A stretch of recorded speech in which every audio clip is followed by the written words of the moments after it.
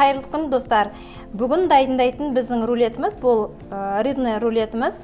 Ол үшін бізге қажетті блинчигіміз. Қолдан дайындасаңыздар да болады, магазиннен сатып алсаңыздар да болады. Және де біздің укропымыз майдалап, ұсақталып туралған. Бізде бұл творожный сыр, крем-чиз, креметте, маскарпоне қалауларыңызбен. Және де красная съемка, без косточки, жаңағы ортасында сүйегін алып тастап, майдалап турап қоясыздар. Копченый біздің рыбамыз. Енді тағы да бізге керекті, көріп тұрсаңыздар, бізде астында фольга, пищевой фольгамыз тұр. Осыны екі қабаттап қоямыз. Осы пищевой пленкамыздың бетіне біздің блинчигімізді қойып шығамыз.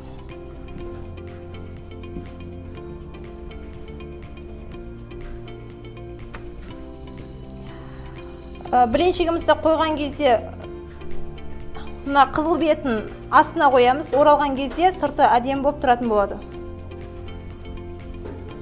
Енді осылай блинчигімізді қойып шықтық, пищевой фольгамыздың бетіне біркелкі қылып, оның бетіне біздің өте жұмсақ үй комнатасына тұрған біздің творожный сырымызды жағып шығатын боламыз.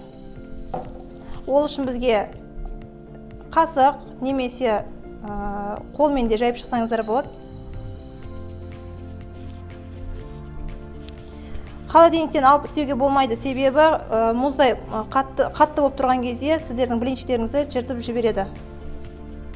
Міне творожный сырымыздың біз жақсылап біркелкі қылып жайып шықтық. Енді осының үстіне ұсақталған біздің укропымызды сеуіп шығамыз.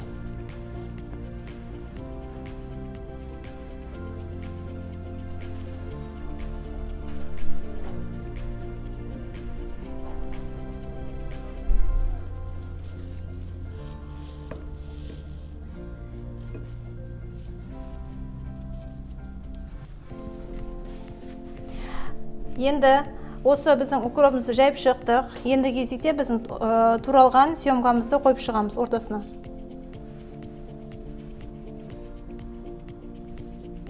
Өте жұқа қылып турайсыздар.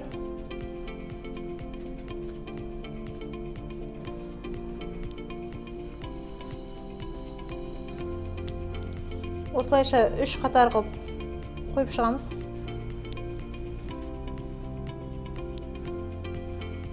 Бізге керегі 200 грамм съемка еті. Және съемка етін алған кезде абай болыңыздар, ортасында сүйек қалмасын. Сүйегін пинцетпен жақсылап тазалап аламыз.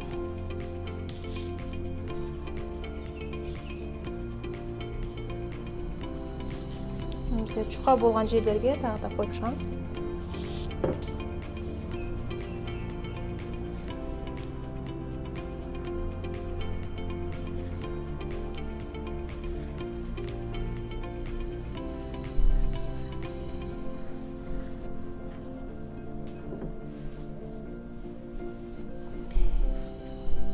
Енді біз екі жағын қайтарамыз.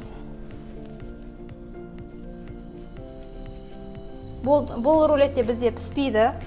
Сол себептен осы морозилкаға қазір орап, пищевой фольгаға ораймыз. Және де 2-3 сағатқа қоямыз. Қолмен орап шығамыз осылай.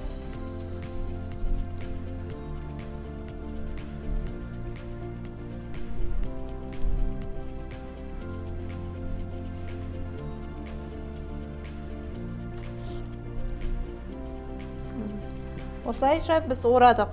Енді бұны қалай біз сыртын орайтын боламыз. Ол үшін бізге жаңа астына төселген фольгамызды қабаттаймыз. Осы фольгамызбен бірге орап шығамыз.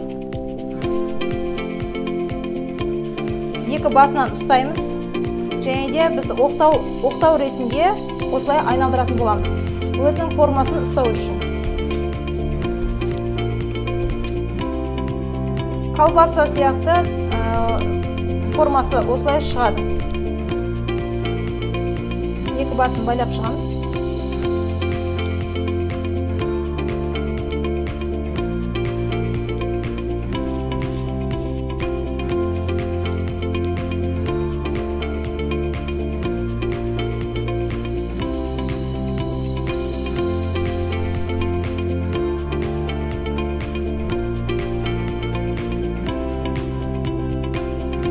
біздің формасын сақталған рыбный рулетіміз. Енді осы рулетімізді 2-3 сағатқа морозилькіге саламыз.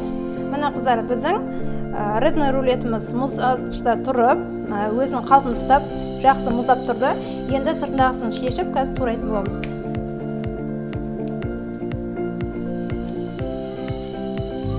Міне сыртынан босаттық, енді кесеміз. Осындай болады.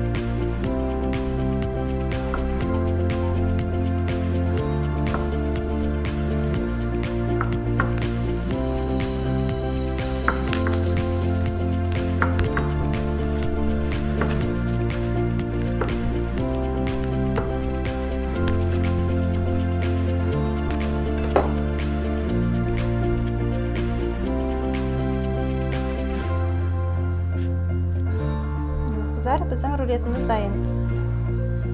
Ас болсын.